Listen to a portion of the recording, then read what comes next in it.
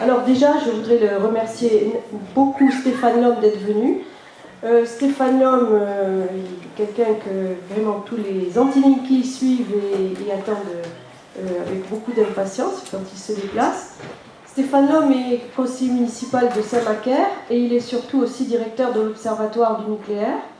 Et c'est un bénévole qui est ce qu'on peut appeler un lanceur d'alerte, puisqu'il n'a pas hésité tout seul, en son temps, à mener des combats difficiles. Et on peut dire peut-être, je ne sais pas si c'est le cas, mais au moins tu as le cuir très dur, parce que les attaques n'ont pas manqué, elles viennent de toutes parts, c'est les plus ignobles, les journaux les plus dégueulasses. Monsieur, vous venez d'en faire état il y a deux secondes, on va chercher dans tous les coins et les recoins, et tout est bon pour discréditer les personnes. Or, je rappelle que Stéphane Lhomme est un bénévole, il ne vit pas de ses réunions, il ne vit pas de ses déplacements, bien au contraire, il y laisse, je crois, même la plupart de ses derniers sous. Il a aussi une vie de famille, et vous voyez, il a laissé ses enfants ce matin pour venir nous rejoindre, et nous en sommes très très heureux. Alors, bon, vous avez ici l'association Stop Linky pour Béarn que nous avons créée en août 2018, pour justement essayer d'avoir des actions plus concertées et une visibilité juridique face à tous ceux que la Terre porte d'élus et juges, etc. Voilà. Et donc si vous voulez nous retrouver, on en parlera plus longuement sur le stand F9 que vous avez à l'intérieur. Et pour l'instant, eh bien, je vais laisser la parole à Stéphane et je le remercie encore 1000 fois d'être là. Si vous voulez donc soutenir l'action de Stéphane et la nôtre aussi, vous avez à la sortie tout à l'heure un tronc et vous pourrez mettre ce qui vous conviendra, 3 francs 6 sous, qui viendront se rajouter à la cagnotte qu'emportera Stéphane tout à l'heure. Voilà. Donc là, vous pourrez dire, si vous avez des gens qui disent qu'il se fait payer pour ces réunions, qu'il est bénévole, mais donc on le défraie, c'est normal. À toi.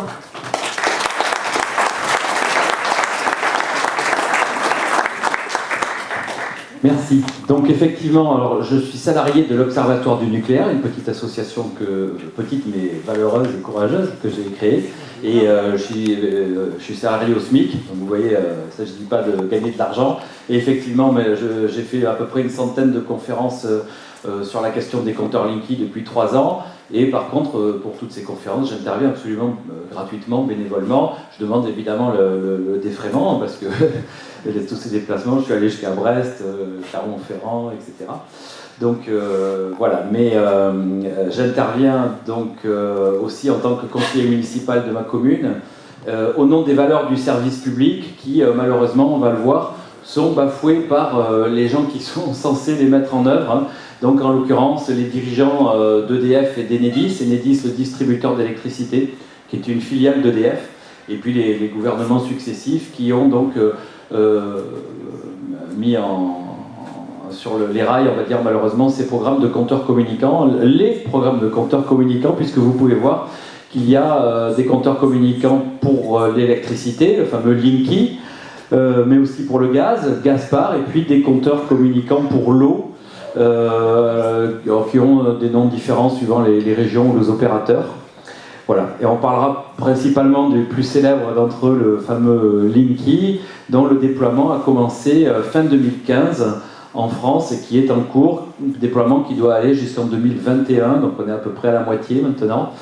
Il y a malheureusement, on va dire, beaucoup trop de gens qui se laissent faire, mais aussi beaucoup de résistance, de collectifs dans les immeubles, les quartiers, les communes, les départements, de gens qui s'organisent pour essayer de garder les compteurs ordinaires et de refuser l'arrivée des compteurs communicants. Et je vais vous expliquer pourquoi. Il est eh bien justement conseillé d'éviter les compteurs communicants et de garder les bons vieux compteurs ordinaires. Donc en début 2016, avec ma commune Saint-Macaire dans le sud de la Gironde, on a été la première commune en France à prendre position contre l'arrivée de ces compteurs communicants, électricité, gaz et eau. Et du coup, on a eu beaucoup de demandes d'informations qui ont convergé. Et comme c'est moi qui suivais le dossier, je me suis retrouvé à faire du compteur maintenant presque à plein temps depuis 3 ans et demi. Je m'excuse auprès des fervents de la lutte anti-nucléaire, je continue, mais il faut bien partager mon temps. Et du coup, j'ai fait un petit site internet dont vous pouvez voir l'adresse en haut, pour compiler un peu toutes les informations sur les compteurs communicants, parce qu'évidemment, à force de répondre toujours aux mêmes questions, il valait mieux aussi les mettre en ligne pour que vous puissiez bien vous y référer. Donc voilà, refus.linky.gaspard.free.fr. Et puis donc il y a entre autres la totalisation et le nom de toutes les communes qui ont pris position, puisque donc Samaker, ma commune en était la première, mais maintenant, alors c'est pas tout à fait à jour, vous voyez on est à 813 ici, mais en fait la dernière mise à jour on est à 903, donc on s'approche d'un millier de communes en France qui ont pris position. Il y en a énormément plus qui auraient voulu, mais on va le voir, il y a énormément de pression de la part des préfets, donc de l'État, de EDF, d'Enedis, pour dissuader les élus municipaux et puis aussi les habitants d'oser avoir un avis sur la question, puisque la seule chose qui nous est dite, c'est de baisser les yeux et de se laisser faire et de laisser installer ces compteurs. Alors, donc 3 compteurs communicants qui sont différents les uns des autres. Il y a un certain nombre de différences. Donc vous voyez par exemple, ça c'est un compteur communicant d'eau. Et donc vous voyez qu'il y a des ondes qui en sortent. C'est la même chose pour le compteur communicant de gaz, Gaspard. Alors que, donc là il va diffuser ces informations par ondes radio, ça part dans les airs, ça peut être dans votre environnement donc. Alors que le courant, le fameux compteur Linky, lui va dans un premier temps, parce qu'on verra qu'il y a aussi des mauvaises surprises, d'autres mauvaises surprises, mais dans un premier temps il fonctionne de cette manière, c'est-à-dire que lui il fait circuler les informations dans les fils électriques de votre logement. C'est ce qu'on appelle le CPL, courant porteur en ligne. Donc vous voyez une maison par exemple schématisée, en rouge ce sont les fameux fils électriques qui vont jusqu'aux prises, jusqu'aux éclairages, etc. Et donc il y a des fils électriques dans pratiquement tous les murs de votre maison, et le fameux compteur Linky, une fois qu'il est installé, eh bien, fait circuler de l'information dans tous ces fils. Alors ça marche très bien, sauf que ça crée un rayonnement. Et ça, on verra qu'il y a une véritable polémique, controverse sur les effets possibles sur la santé de ce rayonnement, qui peut être éventuellement faible, mais peut-être pas si faible que ça, et puis avec le fait que ça fonctionne en continu, et donc on verra que même l'Organisation mondiale de la santé a reconnu qu'une exposition, même faible, même dans les normes, même nettement dessous des normes, mais lorsqu'elle est prolongée, et d'ailleurs ça peut s'appliquer tout autant aux pesticides, à la radioactivité, etc., lorsque bien, vous êtes soumis à ce genre de choses pendant longtemps, eh bien, vous pouvez avoir des conséquences sur la santé extrêmement graves. On verra qu'il n'y a pas que les conséquences sur la santé, mais aussi des problématiques techniques et voire des risques d'incendie et autres. Voilà, donc on peut dire que dans un premier temps, du moins, vous voyez, c'est barré, le compteur Linky, lui, n'émet pas d'ondes dans les airs. Dans un premier temps, on verra après. Alors, voilà, et on verra tout de suite, excusez-moi. Donc, ce qui va se passer, c'est qu'une fois que les compteurs Linky sont installés, les fournisseurs d'électricité, EDF, Engie, Enercop, etc., vont démarcher les habitants pour leur proposer, pour leur dire, écoutez, vous avez de la chance, vous avez le compteur Linky, et vous allez pouvoir avoir la double chance, c'est qu'on peut vous rajouter ici, si vous soulevez le capot, vous avez un espace vide, et là, on peut vous rajouter un émetteur Zigbee, donc c'est un équivalent de Wi-Fi, et donc qui va faire que le compteur Linky, lui aussi, va émettre des données, et donc là, vous aurez la double peine, vous aurez donc le fameux CPL, le courant porteur en ligne, donc ces informations qui vont circuler dans tous les murs de votre logement, et en plus, les émissions qui vont sortir de cet émetteur qu'on peut comparer absolument à du Wi-Fi. Voilà. Donc, évidemment, on va voir au fur et à mesure pour quelles raisons il faudrait refuser ces compteurs. Mais déjà, parce que c'est des questions qui reviennent, est-ce qu'on peut les refuser? Alors déjà, est-ce que votre commune peut refuser l'installation des compteurs Linky? Puisque, il faut quand même savoir que les compteurs d'électricité appartiennent aux communes. Ça, c'est très important. Pas seulement les compteurs d'électricité des bâtiments publics, de la salle des fêtes ou autre. Tous les compteurs d'électricité d'une commune, celui qui est dans votre maison, par exemple, il appartient à la commune. On verra qu'il y a aussi des controverses juridiques parce que la plupart des communes ont délégué leurs compétences de distribution de l'électricité à un syndicat départemental. Donc on est en bisbille juridique parce qu'on nous dit qu'à ce moment-là, la commune n'est plus propriétaire, que c'est le syndicat départemental. Donc ça se discute, on va dire. Mais en tout cas, ce n'est jamais ni EDF ni Enedis qui est propriétaire des compteurs. Ce sont bien soit la commune, soit peut-être, d'après ce qu'on nous dit, le regroupement de communes, le syndicat départemental d'énergie, mais en tout cas, c'est certainement pas EDF ou Enedis. Donc du coup, la commune peut-elle refuser? Alors récemment, il y a eu, les médias se sont emballés, vous voyez, même sur TF1, la commune de Blagnac a obtenu le droit de refuser le compteur Linky au tribunal administratif. Alors malheureusement, c'était une très mauvaise interprétation de la part d'une journaliste qui était présente, et l'information s'est diffusée dans tous les médias, et donc on nous a dit partout que c'était une grande victoire des opposants au compteur Linky. Et en fait, c'était une mauvaise interprétation. En réalité, le combat juridique est toujours en cours. Pour le moment, on n'a pas de bons résultats, c'est-à-dire que les tribunaux administratifs sont complètement alignés sur la position d'Enedis, qui considère qu'à partir du moment, comme je vous disais, où la commune a délégué sa compétence, elle ne peut plus intervenir. Donc on a des procédures qui sont en train de monter, qui passent en cours administratif d'appel, puis ensuite au Conseil d'État, probablement au niveau de l'Europe au final. J'ai bon espoir qu'on finisse par gagner, mais le problème c'est que ce sera sûrement dans plusieurs années, et c'est pour ça qu'on va voir que si vous voulez échapper au compteur Linky, il va falloir vous protéger vous-même en attendant qu'on ait peut-être ces succès juridiques. Alors il n'y a pas que des défaites, puisque regardez, ma commune, Samacar, c'est un petit peu de promotion.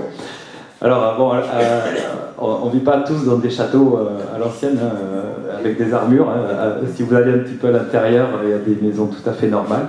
En tout cas, c'est une commune libre. Pourquoi? Eh bien parce que nous avons pris 2 délibérations contre l'arrivée des compteurs Linky, que vous pouvez voir ici, et elles n'ont pas été attaquées dans les 2 mois par Enedis, ni par la préfecture, probablement de peur de susciter un combat qui aurait pu être médiatisé, etc. En tout cas, ils nous ont laissés tranquilles, donc nos délibérations sont valables. J'ai pu répertorier une quinzaine de communes qui ont aussi leurs délibérations qui n'ont pas été attaquées, et donc délibérations qui sont définitivement valables, ce qui n'empêche pas, on verra, Enedis d'essayer de poser quand même les compteurs Linky. Ça, c'est le cabinet d'avocats que j'avais contacté et qui a mis au point des documents pour les particuliers et pour les communes qui sont accessibles gratuitement. Et donc, soit en passant sur mon site, dont je vous ai montré l'adresse au début, vous pourrez accéder à ces documents, soit en allant sur Artemisia, je ne sais plus quelle est l'adresse exacte, mais en tout cas, vous mettez cabinet d'avocat Artemisia, vous tomberez sur ces documents gratuitement, pour refuser les compteurs Linky, soit si vous êtes élu municipaux, soit en tant que simple particulier. Voilà. Un autre exemple, donc, c'est par exemple Choconin-Neufmontier en région parisienne, donc c'est un article du Parisien. Donc là, pareil, Enedis a attaqué la délibération municipale, mais au bout de 2 mois et 3 jours. Il y a 2 mois pour attaquer une délibération. Donc là, du coup, l'affaire au tribunal administratif s'est réglée en 1 minute. Il n'y avait pas du tout besoin de parler du fond. Il suffisait juste de produire les dates. Et donc voilà, vous voyez le maire de Choconin, donc savoure sa victoire. Donc c'est une des communes qui, pour le moment, a réussi à repousser l'envahisseur. Ici, c'est José Mercier, donc le maire de Beauvel, en Ille-et-Vilaine. Donc lui, c'est un de nos fers de lance, puisque sa procédure est la plus avancée. Donc il est passé en cours administratif d'appel, et maintenant il arrive au Conseil d'État. Et on espère que peut-être le Conseil d'État pourra inverser un peu ce qui s'est passé jusqu'à présent, parce que c'est une affaire qui ne met pas seulement en jeu les problématiques du compteur Linky, mais aussi tout simplement le patrimoine des communes. Et les communes sont en train de se faire voler leurs compteurs, littéralement. C'est du matériel qui a une valeur. Les compteurs appartiennent à la commune, et c'est inadmissible qu'on nous dise « Ah mais non, tout d'un coup, les compteurs ne vous appartiennent plus ». Donc c'est aussi ça qui est en jeu. Aussi, pas très loin d'ici, on a Tarnos, commune très valeureuse, très vaillante, qui n'accepte pas la décision du tribunal administratif, qui est partie en appel et qui va probablement aussi suivre au Conseil d'État.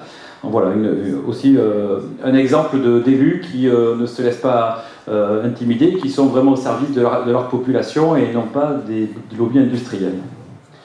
Alors, malheureusement, donc, comme je vous disais, depuis fin 2015, fin décembre 2015, donc on va dire depuis début 2016, l'installation des compteurs Linky a commencé, et elle se fait avec des méthodes absolument inadmissibles. Donc Sud-Ouest en est fait l'écho, par exemple, les curieuses méthodes de poseurs de Linky. Aussi Sud-Ouest encore, en Lot-et-Garonne, même les élus, y compris certains élus qui n'avaient aucune intention de faire preuve de courage, ont été bien obligés de monter au créneau parce que leurs administrés se font intimider, insulter, bousculer par les installateurs de compteurs Linky. Donc il faut savoir que le distributeur Enedis, qui installe des compteurs Linky, filiale d'EDF, a confié à des entreprises privées la pose de ces compteurs. Et donc ce sont des entreprises qui ont obtenu ces marchés, qui sont là pour gagner de l'argent, uniquement pour ça, et qui gagnent de l'argent, plus elles posent de compteurs Linky, plus elles gagnent de l'argent. Donc ils utilisent absolument toutes les méthodes pour intimider les gens, et on verra aussi qu'ils n'hésitent pas à passer par-dessus les portails, voire à casser des serrures, etc., pour accéder aux compteurs. Voilà, donc c'est d'ailleurs une fiche qu'on a pu récupérer, qui leur avait été donnée par Enedis, qui explique les différentes situations, et qui dit, écoutez, s'il y a des affiches non Linky, ne touchez pas mon compteur, arrachez la fiche et mettez le compteur Linky. Si le portail est ouvert, passez par-dessus, remplacez le compteur, etc. Cadenas, affiche, cassez le cadenas, etc. Enfin, alors Enedis après a prétendu que c'était une erreur, qu'ils avaient retiré cette fiche, et ils n'ont absolument pas retiré. Ce sont les mêmes méthodes absolument inadmissibles qui sont en œuvre. Voilà, et on avait un reportage récemment d'un reporter, le quotidien de l'écologie, aussi que je vous recommande, sur internet, et où ils ont interviewé un installateur de compteur Linky qui a préféré démissionner tellement il était écœuré par ce qu'on lui faisait faire. On nous demandait de mentir aux clients, et il ne cesse de mentir tout le temps. Voilà, vous avez aussi d'autres exemples dans le Vaucluse, un homme agressé par un installateur de compteur Linky. Bon là carrément, alors les installateurs, c'est des sociétés privées qui recrutent n'importe comment, n'importe qui, avec une formation minimale. On va voir qu'il a des conséquences très graves, avec des risques d'incendie. Et vous avez aussi, donc, on peut se retrouver avec, vous voyez ici, elle reçoit des photos de l'installateur de Linky en caleçon. Donc ça peut faire rire, mais enfin c'est extrêmement désagréable. Voilà, donc voilà ce qu'ils ont fait du service public, hein. C'est absolument terrifiant. Voilà, en Bretagne, ici, une retraitée blessée, elle voulait refuser le compteur Linky, ils l'ont bousculé, elle est tombée, il a fallu l'hospitaliser. Ici, ce couple, toujours, c'est France 3 encore, là, ils ont été repoussés à l'intérieur de leur jardin, et quand ils ont vu que les installateurs s'affairaient ici, parce que les malheureux, ils ont le compteur qui donne à l'extérieur, hein, si c'est votre cas, c'est le moins bon cas de figure, donc ils ont voulu intervenir, et un gros costaud qui les a repoussés chez eux, c'est inadmissible, vous n'avez plus le droit de sortir dans la rue. Voilà, Abrive, opération commando, donc là ils sont arrivés avec deux équipes, une équipe, parce que tout l'immeuble refusait des compteurs Linky, donc il y a une équipe de gros bras pour repousser les gens, et une équipe d'installateurs de compteurs, voilà les méthodes. À Pamiers, donc vous voyez c'est dans la dépêche, ici carrément ils ont fracturé une porte, etc. Alors vous avez aussi, les rumeurs, si vous refusez le compteur Linky, alors on va vous couper l'électricité, vous devrez payer le compteur, 500 €, 800 €, vous devrez payer une somme mensuelle, tous les mois, etc. Tout un tas de rumeurs qui sont colportées par ces gens qui sont censés représenter le service public, et tout ça, ce sont des mensonges. À ce jour, il n'y a strictement aucune mesure de rétorsion possible contre quelqu'un qui garde son compteur ordinaire et qui refuse le compteur Linky. Alors, il faut bien comprendre que Enedis, en fait, a légalement le droit de poser des compteurs Linky, mais nous avons aussi légalement le droit de garder notre compteur ordinaire qui a été posé par EDF la plupart du temps, voire par Enedis ces dernières années, donc qui est parfaitement légal, qui a été posé par le service public. Donc en fait, il y a une confrontation de légitimité, et en tout cas, si vous parvenez à garder votre compteur ordinaire, eh bien, vous n'êtes absolument pas dans l'illégalité. Vous allez recevoir des lettres d'Enedis disant mais le changement du compteur est obligatoire, avec obligatoire en gras, etc. Tout ça, ce sont des lettres d'intimidation, et jusqu'à preuve du contraire, si vous gardez votre compteur Linky, votre compteur ordinaire, et prenez pas le Linky, vous ne risquez strictement rien. Ça n'empêche pas. Regardez, alors quand vous voyez partenaire Enedis, il faut traduire, ça veut dire société privée. C'est pas les services publics, et là il met dernier avis avant pénalité. C'est un mensonge, il n'y a aucune pénalité possible. Voilà, même un des directeurs régionaux d'Enedis a reconnu le client ne s'expose à rien, il n'y aura pas d'écart de traitement, de coûts supplémentaires facturés parce qu'on a le Linky ou pas d'amende, pas de pénalité. Donc ça, ils sont bien obligés de reconnaître là, quand ils s'expriment sur France Bleu, mais sur le terrain, leurs installateurs, eux, ils disent exactement l'inverse, ils mentent, ils intimident, etc. Donc ne vous laissez pas intimider. Voilà. Et heureusement, beaucoup de gens ne se laissent pas faire. Donc vous voyez ici dans la Voie du Nord, voilà, des chaînes autour des compteurs, des rondes, des citoyens qui surveillent et qui s'appellent entre eux pour venir résister pacifiquement, mais empêcher l'installation des compteurs Linky. Donc ça pousse aussi à la solidarité, on va dire que ça c'est bien. Ici, mon ami le retraité, le pompier de l'île de Ré, qui a été, lui, poursuivi en justice parce qu'il revenait de ses courses, il a trouvé dans son jardin, vous voyez ici, là, c'est chez lui, hein, c'est à l'intérieur de son jardin, ça donne pas sur la... c'est accessible depuis la rue, mais c'est pas sur la rue, c'est chez lui. Eh bien, il les a trouvés, et vous voyez qu'il y avait des barres en fer là, qui protégeaient, et ils les ont brisées, et donc il a repoussé les gars en dehors de chez lui, et il a été poursuivi en justice. Eh bien, la justice lui a donné raison, a reconnu qu'il avait fait preuve de légitime défense proportionnée, légitime défense de ses biens. D'abord, alors les biens, ces biens en l'occurrence, ce sont les barres, qui ont une valeur à peu près nulle, hein, enfin, quelques euros, mais ce sont ces barres, elles sont à lui. Et vous avez le droit d'avoir 2 barres en fer en entier, pas en morceaux. Donc ils n'ont absolument pas de droit de casser les protections que vous mettez devant votre compteur. Il faut savoir que le compteur qui est à l'intérieur n'appartient pas à Enedis, puisqu'il appartient aux collectivités territoriales, et le coffret vous appartient à vous, c'est vous qui l'avez payé. Donc Enedis n'est propriétaire ni du compteur ni du coffret, et si vous barricadez votre compteur, hein, j'y reviendrai tout à l'heure, vous allez recevoir une lettre disant que si vous n'avez pas enlevé les protections sous 15 jours, vous serez attaqué en justice, etc., etc. Et au bout de 15 jours, il ne se passe strictement rien. C'est juste de l'intimidation parce que Enedis n'a pas ce qu'on appelle intérêt à agir, c'est-à-dire juridiquement, ils ne peuvent pas agir sur ça puisque, à nouveau, ils ne sont propriétaires ni du compteur ni du coffret.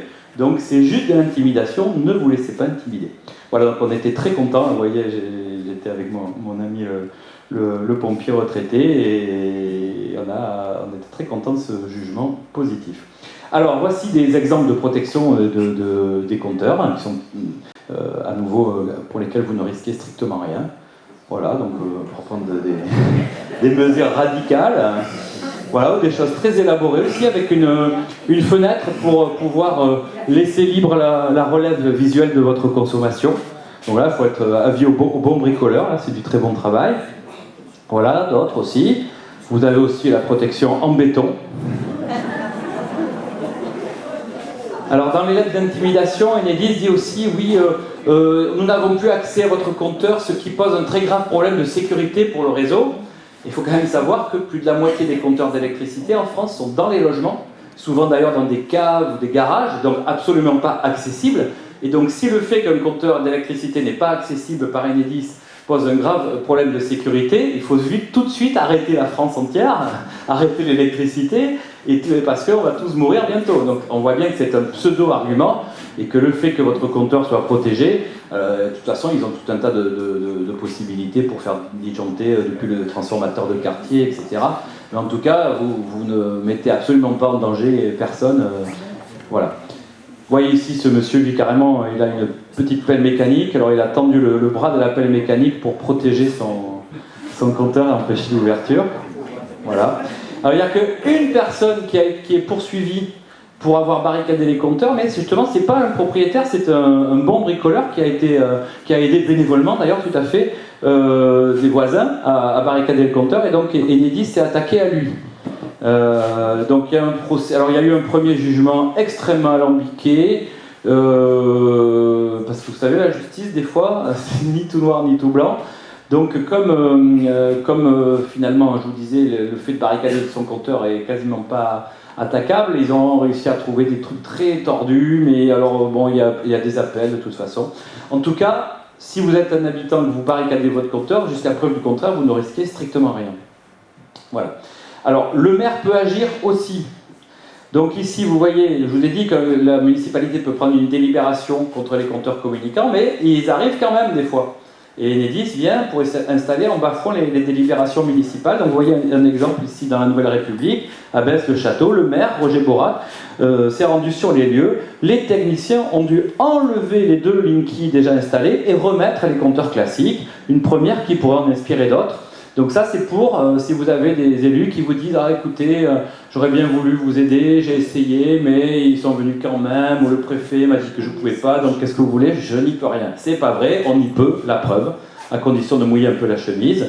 Ici, voilà, alors c'est la commune de Monsieur Dupont-Aignan. Alors, sur la question du compteur Linky, ça concerne tout le monde, de très à droite à très à gauche, de riches à pauvres, à part les malheureux SDF qui n'ont pas de compteur évidemment, mais on est tous concernés. Donc là, en l'occurrence, dans sa commune, Monsieur Dupont-Aignan, il a fait envoyer les gens peuvent appeler la police municipale pour venir les aider à repousser les installateurs de compteurs Linky. Donc écoutez, on peut penser tout ce qu'on veut pour le reste, mais sur ça, c'est très bien. En Sud-Aveyron, le maire ici, là, à Saint-Rome-de-Cernon, il a fait intervenir les gendarmes. Voilà, le maire a pris un arrêté de mandat inédit de ne pas installer. Hein, et donc, la médiation n'ayant pas fonctionné, ce sont les gendarmes, à la demande de la municipalité, qui ont demandé à la société sous-traitante de partir de la commune. Donc vous voyez qu'on peut, on nous dit aussi, mais ce sont que de toutes petites communes qui s'opposent au compteur Linky. Vous avez Tours par exemple, hein, c'est pas une toute petite commune, 140 000 habitants. Vous avez aussi Bayonne, hein, on en a parlé tout à l'heure, et vous avez peut-être vu dans le Sud-Ouest que le maire de Bayonne lui-même s'est fait, alors qu'il avait écrit pour refuser les compteurs Linky, ça vient de s'apercevoir qu'on venait de lui mettre. Donc il est très furieux. Voilà. Alors on a plein de prétextes quand même pour nous justifier ces compteurs. Alors on nous dit c'est imposé par l'Europe et c'est pour le développement des énergies renouvelables. On ne peut absolument pas être contre. Hein. Alors d'abord c'est imposé par l'Europe, je pense que c'est pas un très bon prétexte parce que c'est pas parce que ça vient d'Europe qu'on doit se plier. Et en plus c'est faux. On a un très bon contre-exemple, regardez, c'est l'Allemagne. L'Allemagne renonce à la généralisation du compteur intelligent. Alors moi je raye ce mot, on peut parler de compteur communicant, hein, on nous parle de compteur intelligent parce que comme ça peut-être qu'on n'osera pas être contre, parce qu'on ne peut pas être contre l'intelligence, mais ce sont juste des machines. Hein.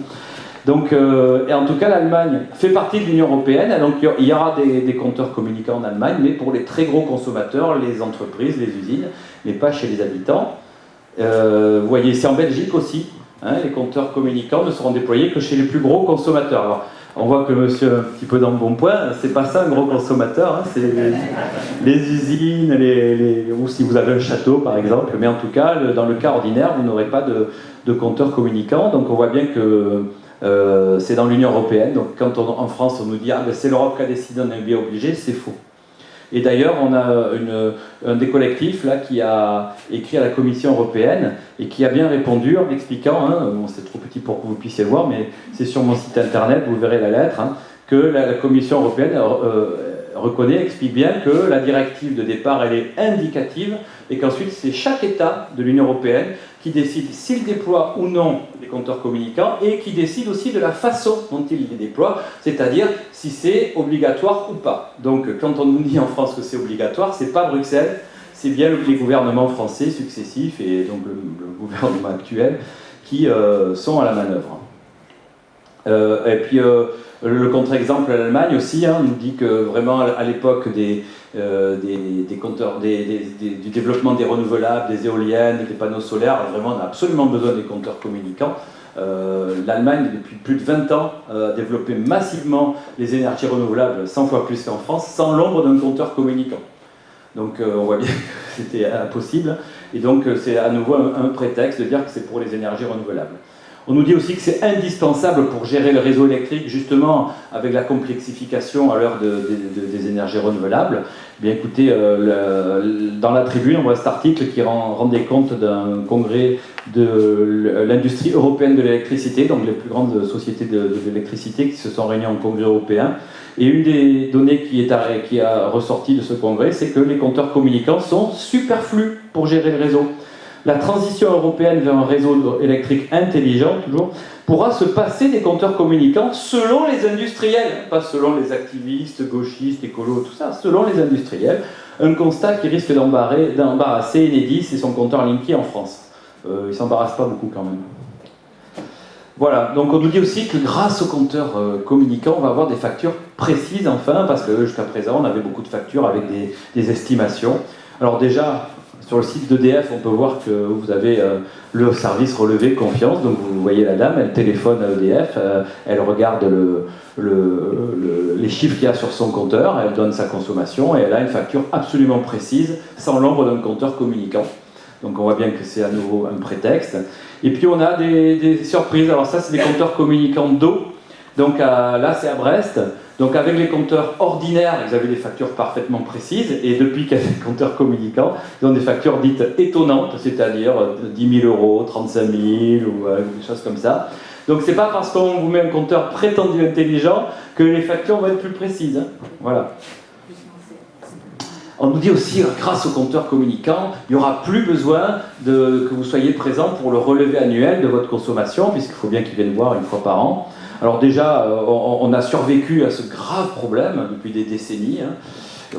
Si on ne peut pas être là, on a aussi des voisins, des grands-parents qui peuvent être là ce jour-là pour la relève. Et puis de toute façon, énormément de gens ont ce genre d'appareil, hein, qui est probablement soit sur votre maison devant ou sur votre clôture, et qui permet à la personne qui passe, en appuyant son appareil dessus, de relever votre consommation, alors que votre compteur, lui, d'électricité, il va être probablement dans la maison, mais ce petit appareil, ce petit relais, va permettre de relever votre consommation sans que vous soyez là. Ce système est extrêmement répandu, donc on peut voir à nouveau que le fait de dire qu'il faut absolument nous mettre à tout le monde des compteurs communicants pour qu'on puisse faire la relève, c'est à nouveau un prétexte bidon.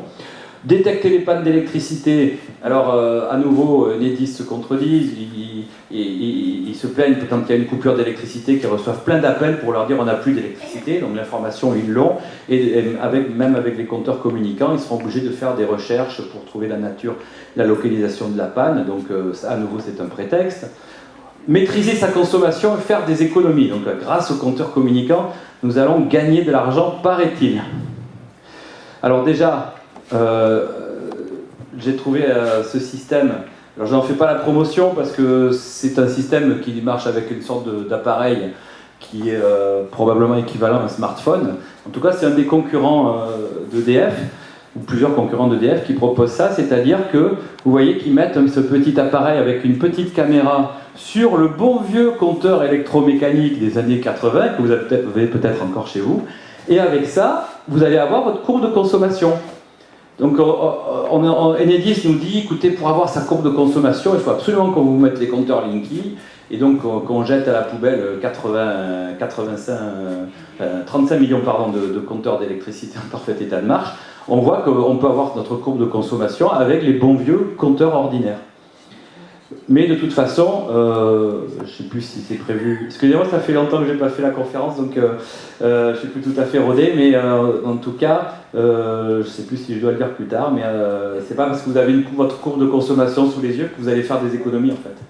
C'est parce que vous allez isoler votre bâtiment que vous allez éteindre des lampes inutilement allumées, etc. Mais consulter une courbe n'a jamais fait faire des économies, tout ça c'est complètement bidon. Par contre, je peux vous dire, on va en parler, les données, elles intéressent énormément, non seulement Enedis, mais tout un tas de sociétés privées qui ont beaucoup de business à faire. Voilà.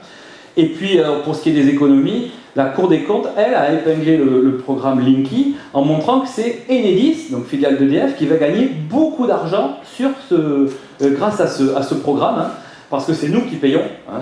Quand vous payez votre facture d'électricité, il y a à peu près 2 tiers qui vont vers votre fournisseur, EDF, Engie, Enercop, etc. Et à peu près 1 tiers, ou 40%, qui va vers tout ce qui est le transport, la distribution, la facturation, etc.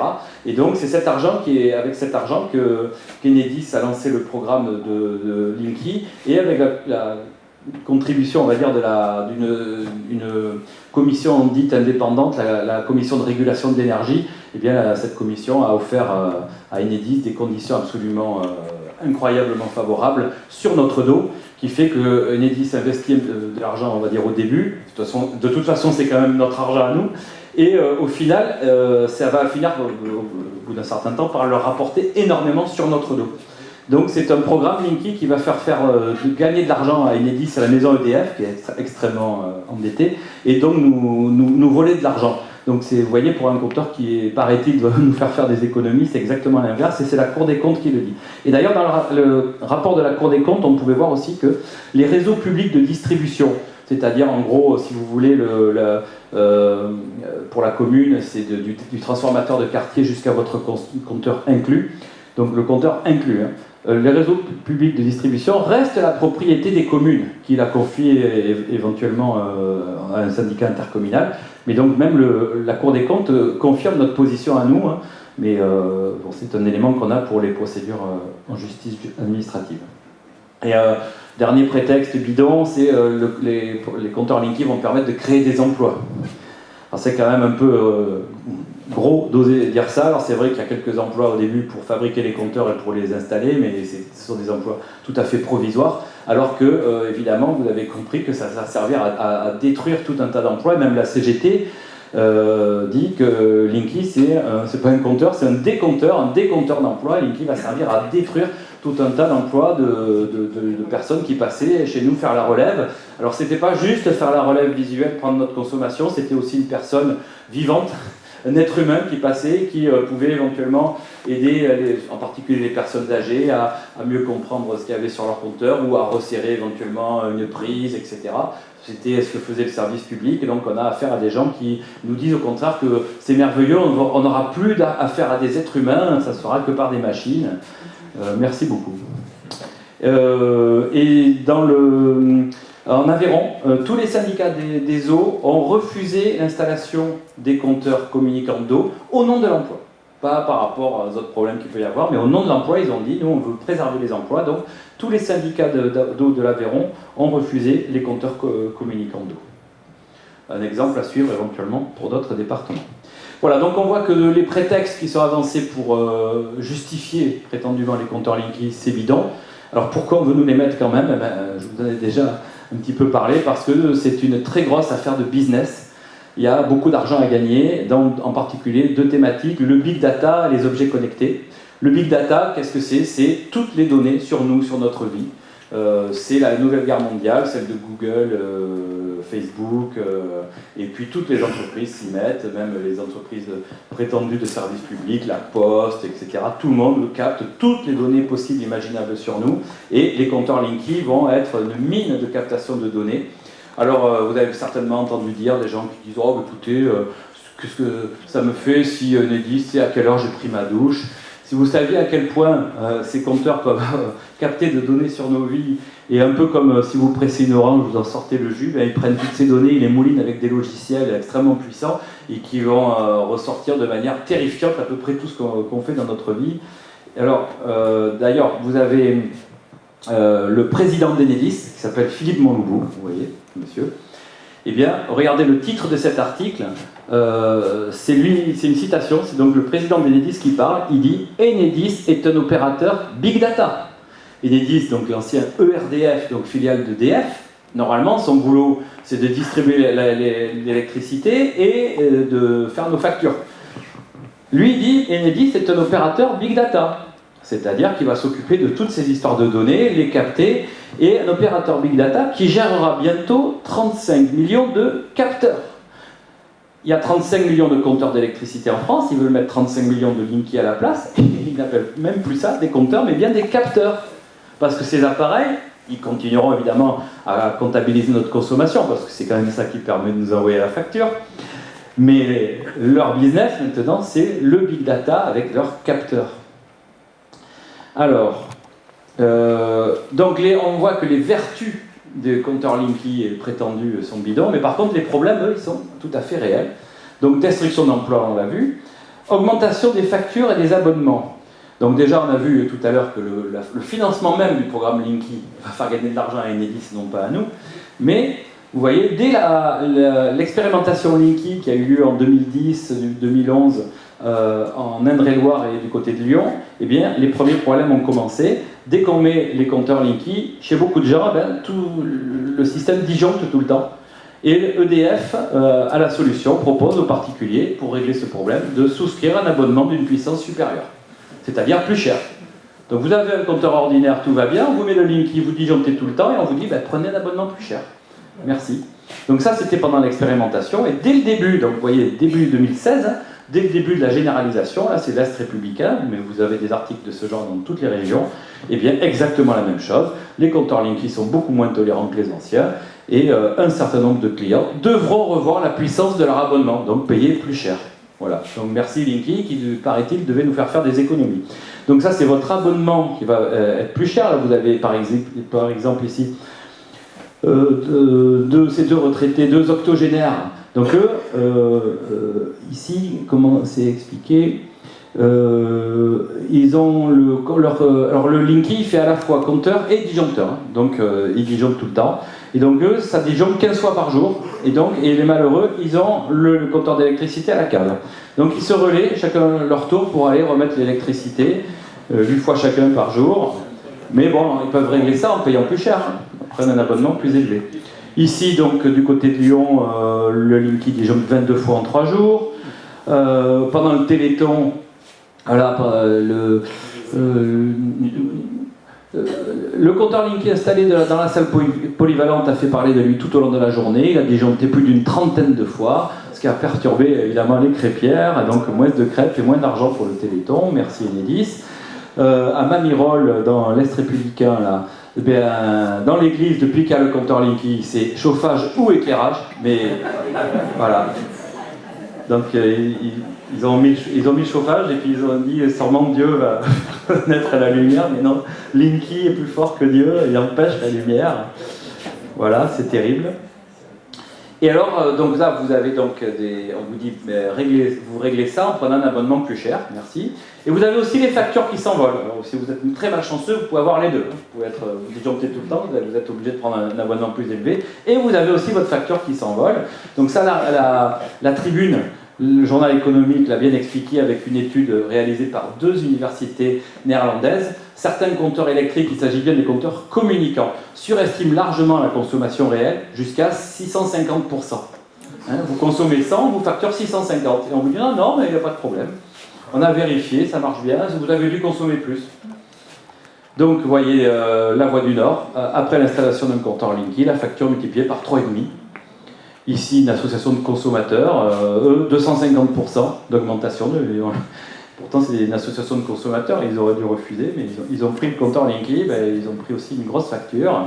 Ici, bon, eux, ils ont de la chance, là, du côté de Meaux, leur facture n'a que doublé depuis qu'ils ont le compteur Linky. Voilà, ici, une facture multipliée par 10, hein, c'est Ouest France, dans les Côtes d'Armor, etc. Donc voilà pour un compteur qui devait nous faire des économies. Hein. Voilà. Alors, qui plus est, on peut dire que ce programme, c'est un désastre écologique et financier aussi. Alors, on avait un ministre de l'écologie, il n'y a pas longtemps, Nicolas Hulot. Donc, il a été interrogé sur France Inter, et il a dit, écoutez, j'étais contre le compteur Linky, mais mes services, puisqu'il était ministre à ce moment-là, donc son ministère lui a expliqué, m'ont dit que c'était sans danger, donc c'est bon. Alors, sans danger, on peut supposer qu'il parlait, il ne s'est même pas expliqué, on peut supposer qu'il parlait des ondes, alors on verra que le sans danger, il faut le dire très vite, mais il a complètement oublié qu'il était supposé être écologiste, ce monsieur, et qu'il y a une des raisons qui aurait dû, avant même de parler de toutes les autres, faire en sorte qu'il soit totalement contre les compteurs Linky, c'est ça. C'est ce qu'on fait de nos bons vieux compteurs électromécaniques, vous savez, ces compteurs bleus, avec la roue qui tourne, des machines absolument fabuleuses, construites par le service public pour nous, le public, des machines qui ne disjonctent jamais, qui ne nous surfacturent pas, qui ne nous espionnent pas, qui ne nous posent aucun problème, et qui durent des décennies. Si vous voyez des compteurs de ce genre, c'est millésimé sur l'écran devant, là, vous verrez, vous regardez, et en petit, il y a l'année. Et donc, vous verrez que ce sont des compteurs des années 60, 70, 80. Il y a même des compteurs noirs de génération d'avant. Moi, j'ai vu de mes propres yeux un compteur des années 40 et qui tourne comme une horloge. Eh bien, qu'est-ce qu'Enedis est en train de faire avec le programme Linky? Eh bien, il récupère nos merveilleux compteurs, ils en font des gros tas avant de les détruire, pour les remplacer par des compteurs tout neufs. Donc, c'est ce qu'on appelle l'obsolescence programmée. Détruire 35 millions de compteurs en parfait état de marche. Alors Enedis nous dit, mais on change d'habitude 1 million de compteurs d'électricité par an. Il y a 35 millions, ça veut dire qu'il y a un renouvellement naturel en 35 ans, pas en 4 ans. Donc c'est un scandale environnemental et financier. Parce qu'évidemment, les Linky, nous les payons, nous, avec nos factures. Qui plus est, on va voir qu'ils ont une durée de vie beaucoup plus courte que ces compteurs-là. Donc on va payer plusieurs fois, alors qu'un compteur ordinaire, lui, aurait pu durer le temps de vie de plusieurs Linky.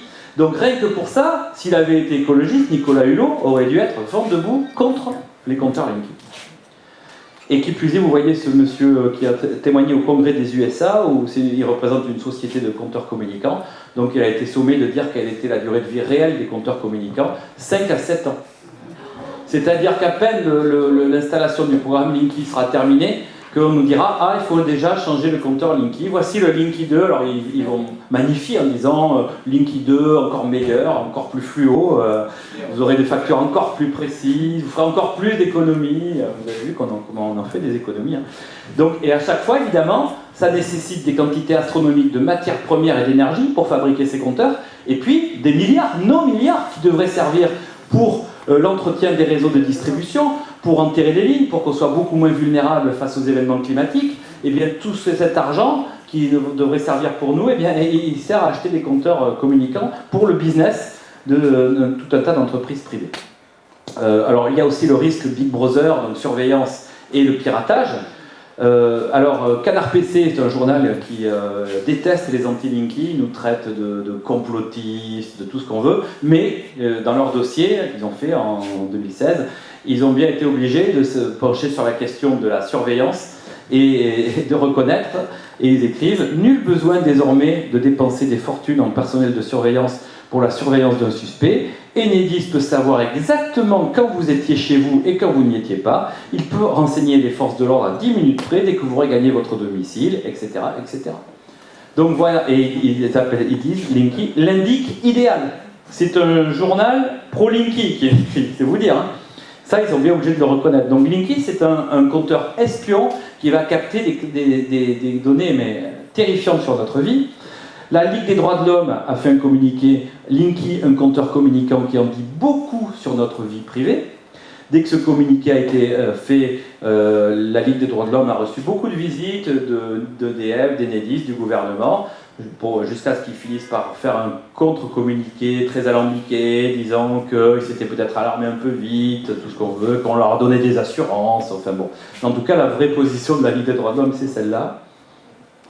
Et alors là, très intéressant, donc on a face à nous des gens qui nous disent mais non, mais vraiment, vous voyez le mal partout, jamais on va capter toutes ces données sur vous.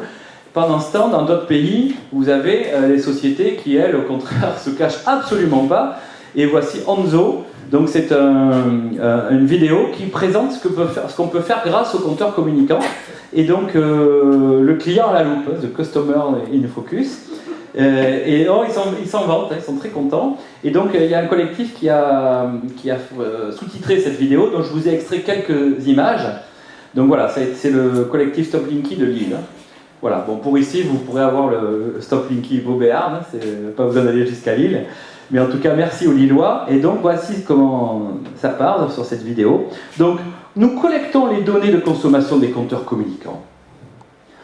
Nous les analysons à l'aide de nos algorithmes, brevetés s'il vous plaît, et tout ça pour établir un profil hautement personnalisé de chaque client. Nous marquons ces profils selon des critères clés, comportement, habitude, mode de vie. Nous analysons également les appareils que nous voyons fonctionner dans votre maison. Nous utilisons ensuite ce profil caractérisé pour offrir aux entreprises 3 choses. Alors, offrir aux entreprises, ça veut dire vendre très cher toutes les données qu'ils ont captées sur nous. C'est ça qu'ils appellent offrir aux entreprises. Hein. Donc, ils vont gagner beaucoup d'argent sur notre dos grâce aux compteurs communicants. Et donc, qu'est-ce qu'ils offrent très cher aux entreprises? Des applications qui éduquent le client de façon participative, donc ils vont nous éduquer. Merci beaucoup. C'est la Stasi, ça. Mais exactement. Donc, qui vont permettre aussi d'augmenter le niveau de confiance des clients envers les compteurs communicants. Voilà, donc nous faire du lavage de cerveau, nous bourrer le crâne, quoi. Une description détaillée de chaque client qui va aider les compagnies privées à fournir des services les plus appropriés, c'est-à-dire des services payants, nous prendre encore de l'argent, des campagnes de vente hyper ciblées, et la possibilité de monétiser les données des clients. Hein, donc ça, c'est vraiment, eux, ils ne cachent pas du tout.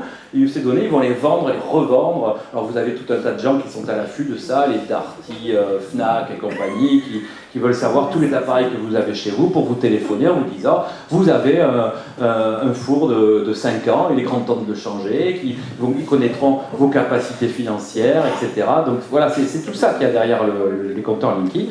Voilà, en fournissant des liens directs vers les entreprises de tierces. Voilà, donc c'est Onzo, le client à la loupe. Donc eux, ils ne se cachent absolument pas. Voilà tout ce qu'on peut faire avec les compteurs communicants. Et nous, on a Enedis qui nous dit non, mais vous inquiétez pas, on ne s'en servira absolument pas. On nous met un compteur espion chez nous en nous jurant que ça ne servira pas. Voilà. Donc déjà, les premières polémiques ont commencé, puisque là, vous voyez, la CNIL, la Commission nationale informatique et liberté, met en demeure Direct Energie, qui a commencé à s'attribuer illégalement les données des compteurs Linky. Alors évidemment, on nous a dit, regardez, c'est bien la preuve que les garde-fous fonctionnent, puisque la CNIL est intervenue. Ah bah oui, ils sont intervenus après coup. Et puis de toute façon, c'est que la première affaire, et à chaque fois, la CNIL, parfois, la CNIL viendra tirer un peu l'oreille en disant, c'est pas bien, fallait pas faire ça. Hein. Mais les données ont été volées, de toute façon, on le voit dans l'actualité, toutes les données sur nous, ou les données même des plus prétendument les plus sécurisées des banques centrales, de la Maison Blanche et autres, régulièrement on a des articles qui nous disent ça a été hacké, les données ont été volées, des millions de données de Facebook, de Google ont été volées, etc. Donc toutes les données sont pour destin d'être volées, revendues, détournées, toutes les données sur nous. La seule façon de ne pas se faire voler nos données de compteurs d'électricité, c'est d'avoir des compteurs ordinaires, des bons vieux compteurs électromécaniques par exemple, qui ne captent aucune donnée, juste notre consommation. Et c'est juste ça qu'on leur demandait. Non ? Voilà. Bon, les hackers, je passe un peu plus vite là, ces jeunes là qui ont montré comment ils pouvaient entrer en contact avec les compteurs communicants, leur faire n'importe quoi, évidemment. Enedis nous jure que c'est super sécurisé, hein, bon, voilà. Et alors vous avez aussi, je sais, ouais, là c'est un petit problème, pourquoi c'est là? Ouais, bon, on verra après. Effacement diffus, coupure à distance, qu'est-ce que c'est? C'est-à-dire qu'à nouveau, ces compteurs ont malheureusement, moi je conteste le fait qu'ils soient intelligents, mais ils ont malheureusement beaucoup de capacités, comme par exemple le fait de pouvoir couper l'électricité à distance. Alors, ici vous voyez par exemple, c'est un article de France Info en janvier 2017, là, quand il a fait très froid, et donc ils expliquent que risque de pénurie d'électricité, le système d'effacement va se développer très fort. Et dans l'article, il est bien expliqué que ça va passer par le compteur Linky. L'effacement, c'est quoi? C'est nous couper nos consommations sans nous demander notre avis.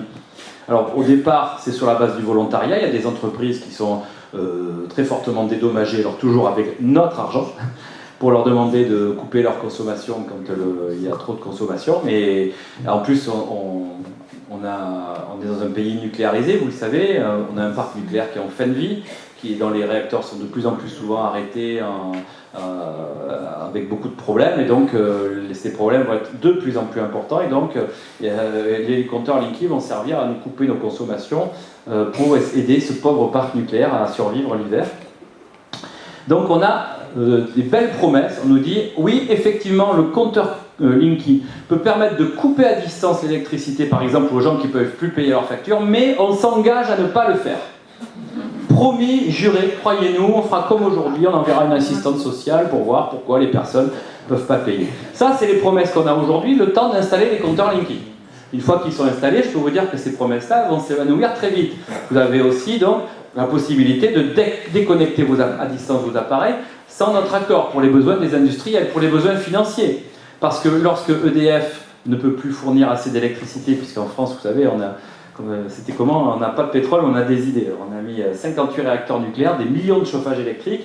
Comme ça, on est malin, on se chauffe tout seul. Sauf que dès qu'il fait froid, c'est l'inverse. Les millions de chauffages électriques démarrent. Et à ce moment-là, la France est obligée d'importer massivement de l'électricité tous les hivers, en particulier d'Allemagne.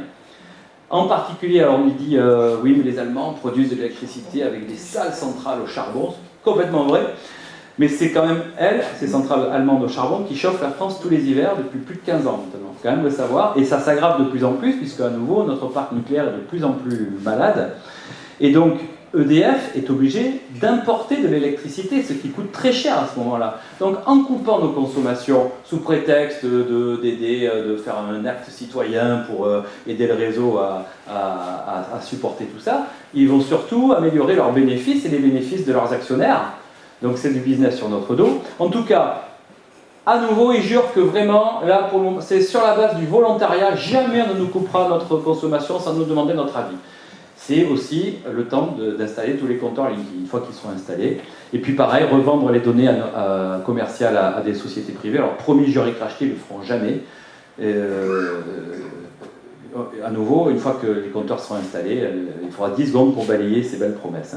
À nouveau, on nous met des compteurs espions chez nous et en nous jurant qu'ils ne vont pas servir. Personne ne peut les croire. Alors, parmi les problèmes aussi, on a aussi des appareils fous. Alors, c'est quoi? Ben voilà, depuis qu'on leur a installé le Linky, les lampes de chevet s'allument toutes seules. Vous avez énormément de dysfonctionnements de ce genre. Donc, ça clignote la nuit, en pleine nuit, tout d'un coup, tout s'allume. C'est le compteur Linky. Vous avez aussi les volets roulants qui montent, qui descendent, qui montent, qui descendent. Voilà. Il faut garder les bons vieux volets à manivelle. Bon, c'est sûr que pour les personnes âgées, c'est plus dur, mais en tout cas, avec le Linky, vous allez avoir des surprises. Même le Figaro s'étonne et pose la question, pourquoi le compteur Linky allume votre lampe de chevet ou éteint votre télé en plein film, ou pire, en plein match? Eh bien, la réponse, elle est connue. Pourquoi le compteur Linky éteint votre télé? Eh bien, tout simplement parce que c'est votre faute. Vos appareils ne sont pas comme il faut. Si vous réussissez à faire venir Enedis, ils vérifieront, ils diront non, non, mais ça doit être vos appareils. Donc, ça sera à vous de faire venir un réparateur qui cherchera d'ailleurs indéfiniment, ou alors de changer vos appareils à vos frais. Alors, les problèmes, il y en a d'autres. Hein. Vous voyez dans la Charente libre, là, les sous-titres, là, il y a les sous-titres qui apparaissent. Four fichu, congélateur perdu, tout le contenu du congélateur, les ratés du compteur Linky en Charente, il n'y a pas qu'en Charente. Hein. Ici à Pau, vous voyez, j'ai mis ça pour vous. Donc les commerçants ne peuvent plus travailler normalement depuis qu'on leur a mis le compteur Linky. Donc vous voyez le boulanger là, il a sa brochure Linky, mais il ne peut plus faire son pain. Ici, donc, Nouvelle République, le traiteur en est pour ses frais, on lui a mis le compteur Linky, tout est tombé en rade, il a perdu toute sa cargaison. Pareil pour le boucher ici, du côté de la Provence, hein, Marseille, vous voyez, c'est un petit peu partout en France. Il a perdu 7 000 € de viande, alors c'est peut-être un coup des gens qui sont contre la consommation de la viande, mais non, c'est un coup d'Enedis. Voilà. Et puis, à Marseille, à cause d'un compteur Linky, manque d'incendie à magasin. Ici, l'installation du compteur Linky vire à la catastrophe. On leur met le compteur Linky et poum, 380 volts, tout a explosé. Deux micro-ondes, le four traditionnel, le frigidaire tout neuf, le lave-vaisselle, tout a été détruit. Voilà, ici à nouveau dans le Jura, on envoie 380 volts, l'immeuble aurait pu partir en flammes. Ici, donc du côté de Dijon, là, je crois, donc l'Est républicain, l'installation tourne au désastre dans ce magasin. Les ampoules, toutes les rampes de néons ont explosé, la haute de la cuisine, le four, le téléphone fixe retrouvé sous la table, le transformateur du téléphone éventré. Voilà, merci Linky. Ici, à Lons-le-Saunier, donc un mois sans eau chaude après l'installation du compteur Linky.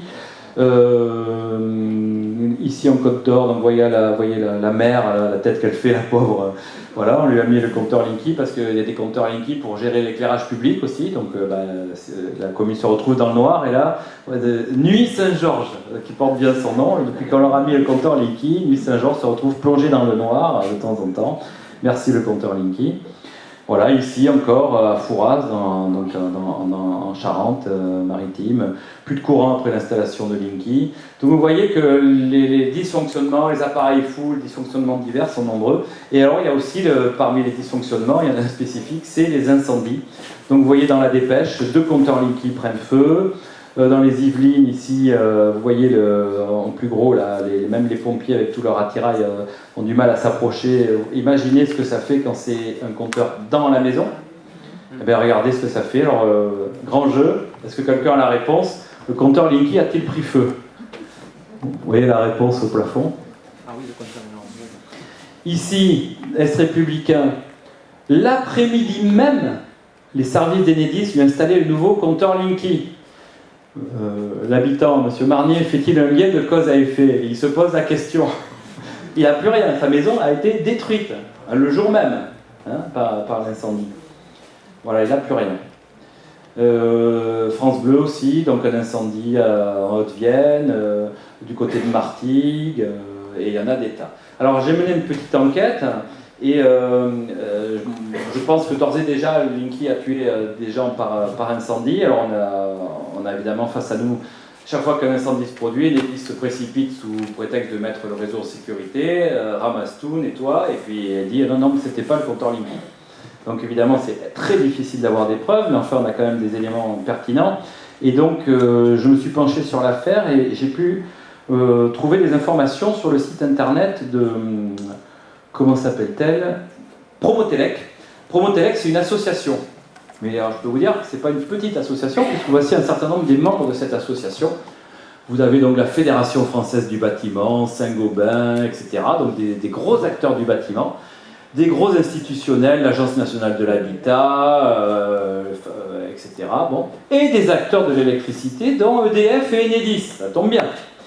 Et bien, sur le site web de Promotelec, donc de tous ces gens, il était expliqué que lorsque le technicien place le Linky chez un particulier, il n'est pas chargé de vérifier si l'installation électrique du foyer est en mesure de supporter le niveau de puissance défini.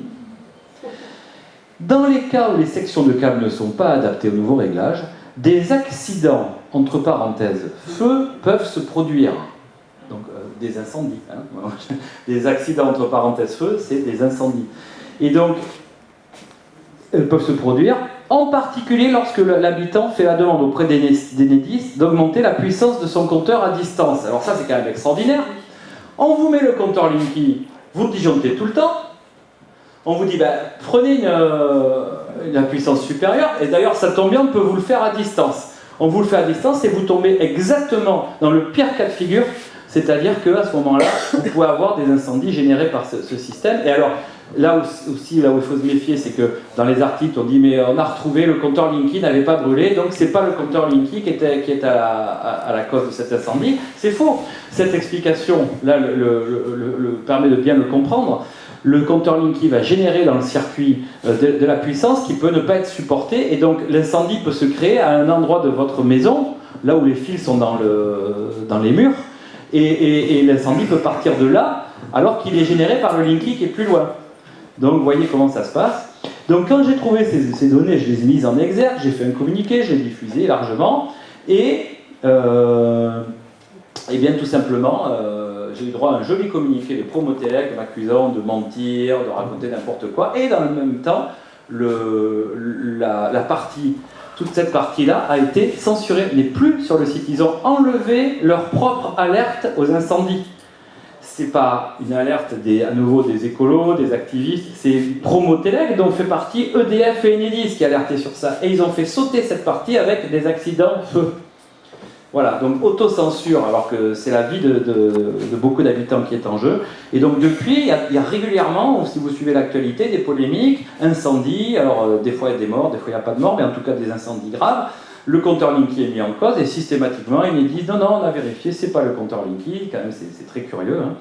Vous avez ici par exemple une maison détruite par un compteur électrique Linky à Langoiran, hein, donc c'est en février dernier, Langoiran, Gironde, pas très loin de chez moi. Des cas comme ça, vous en trouvez des tas. Et puis alors, parmi les autres problèmes, vous avez évidemment la question des ondes électromagnétiques, la question pour la santé. Donc à nouveau, je vous remontre ça, le compteur Linky fait circuler des données dans les fils électriques, ça crée un rayonnement. Hein, c'est le courant porteur en ligne, c'est-à-dire que vous avez un petit rayonnement qui va sortir de ces fils électriques. Alors, le rayonnement est très probablement, du moins pour le moment, dans les normes. Il est en dessous des limites légales. Mais c'est pas pour ça qu'il n'est pas nocif. Les limites légales n'ont jamais protégé personne. Hein. Prenez des pesticides dans les limites légales. Moi, je pense qu'il vaut mieux ne pas avoir de pesticides du tout qu'en avoir en dessous de la limite.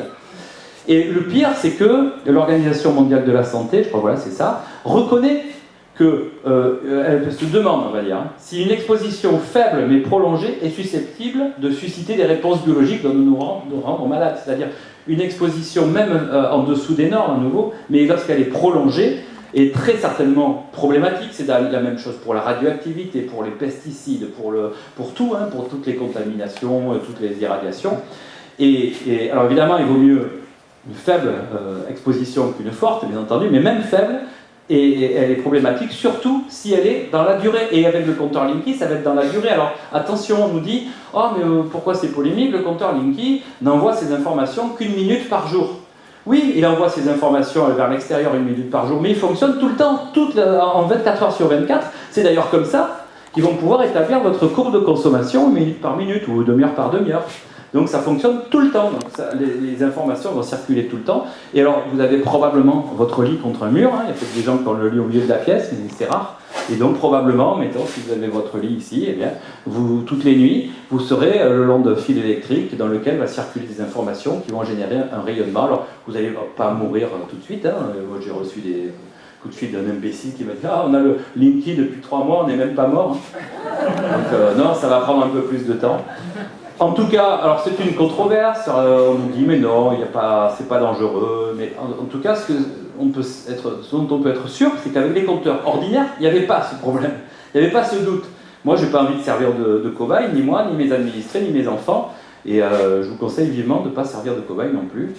Voilà, d'autant que l'incertitude est de moins en moins incertaine, si on peut dire. Vous voyez, dans le monde, alerte sur les dangers des radiofréquences, donc des ondes électromagnétiques, pour les enfants.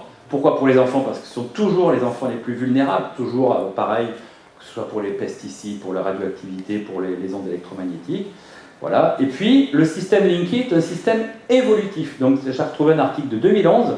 Donc, Enedis s'appelait encore ERDF à l'époque. Et ERDF préside l'alliance CPL G3. Donc, le CPL, c'est les informations qui circulent dans les fils de votre logement, il est évolutif. Donc, ils ont commencé avec du CPL G1.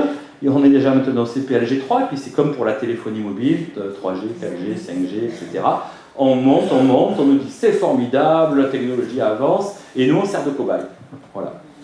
Donc ce qui veut dire que le rayonnement, déjà même faible, il est problématique parce qu'il va être permanent, mais la faiblesse, elle risque d'être de moins en moins faible, si on peut dire.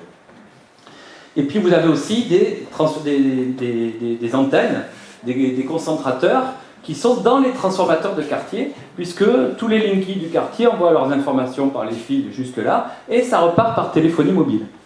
Donc si vous habitez à côté de ces genres de transformateurs, certains sont collés à une maison par exemple, ben, ça sera un élément supplémentaire de pollution électromagnétique. Petit rappel, donc, ce que je vous avais dit tout à l'heure, les fournisseurs vont vous proposer de rajouter ça. Alors vous pouvez refuser, mais si vous êtes dans un immeuble par exemple qui a 15 compteurs Linky, et bien, si vous avez 8 de vos voisins qui acceptent ça, eh bien, vous aurez 8 émetteurs Wi-Fi dans votre immeuble. Peut-être à côté de votre appartement, si vous avez la malchance d'avoir l'appartement à côté du local technique. Donc voilà ce qui va se passer. Alors c'est d'autant plus choquant que les promoteurs du Linky nous disent, écoutez, vraiment, on ne comprend pas ces polémiques sur les ondes, parce que d'abord c'est du CPL, comme si c'était pas dangereux, à nouveau, hein, CPL, donc ça, là. Donc déjà, c'est controversé, mais ils disent c'est du CPL, donc il n'y a pas de Wi-Fi, et dans le même temps, ils savent très bien, eux, que le Wi-Fi va arriver dans un second temps. C'est absolument scandaleux, et c'est là où j'ai des petits problèmes avec cette association qu'on appelle Que Choisir, donc qui est censée protéger les consommateurs, et donc ils ont lancé une grande campagne, ils se présentent presque comme des opposants au compteur Linky, donc ils s'appellent Refusons de payer pour Enedis, mais ils ne demandent absolument pas l'annulation du programme Linky ou même simplement le droit pour les habitants de refuser. Ils demandent à ce que le financement du programme Linky soit revu, vous savez, par rapport à ce qu'a dénoncé la Cour des comptes, qui a dit que ça allait bénéficier à Enedis. Donc UFC Que Choisir dit faut modifier ce financement, mais ils ne sont absolument pas contre le programme Linky, bien au contraire, puisque dans leur fameuse pétition, qui a reçu je ne sais pas combien de centaines de milliers de signatures, ils demandent donc la révision du financement et l'amélioration du programme Linky. Et comment, par quel biais l'amélioration? Par un meilleur accès des habitants à leurs données de consommation. Vous savez, à nouveau, accéder à la... Bon. Mais comment on a accès à ces données? Avec ça. C'est lorsque le Linky va être doté de cet appareil-là que vous aurez... Attendez, non, j'ai fait un petit saut. Ce qu'il demande, c'est donc l'installation de ce qu'on appelle un écran déporté. C'est-à-dire un écran que vous allez avoir dans votre cuisine, par exemple, pendant que vous cuisinez, et qui va vous faire défiler non pas les kilowattheures, mais même les euros. Et donc vous allez voir les euros partir, vous allez dire, oh là là, vite, ça fait rien, on arrête de faire cuire, on arrête la plaque électrique, on éteint les lumières, c'est censé vous faire peur. Et donc c'est ça que réclame à corps et à cri UFC Que Choisir, sauf que comment ça fonctionne, ça fonctionne avec l'émetteur Wi-Fi. Donc lorsque Que Choisir demande l'amélioration du compteur Linky. Et lorsqu'ils s'attaquent à des gens comme moi en disant mais qu'est-ce que c'est que ces activistes-là qui font peur aux gens alors que le Linky fonctionne en CPL et ne fonctionne pas en Wi-Fi, en même temps ils demandent, sans le dire évidemment, l'installation des émetteurs Wi-Fi. Vous voyez un peu le niveau de cynisme de Que Choisir. Donc je les ai accusés et j'ai montré aussi qu'en fait on a des explications. Hein. Et ils ont lancé une opération qu'ils appellent énergie moins chère ensemble. Donc vous pouvez vous inscrire et comme ça ils font un appel d'offres global pour pouvoir vous permettre d'accéder à l'électricité moins chère.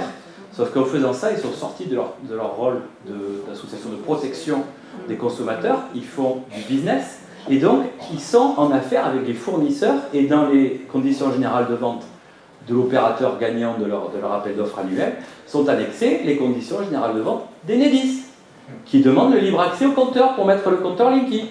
Donc UFC Que Choisir est en affaire avec Enedis et c'est très certainement pour ça qu'il ne s'oppose pas. Résultat, donc vous voyez la pétition donc, où il demande donc revoir les conditions de financement du programme et améliorer le dispositif par la mise en place d'un écran déporté, donc la mise en place du Wi-Fi.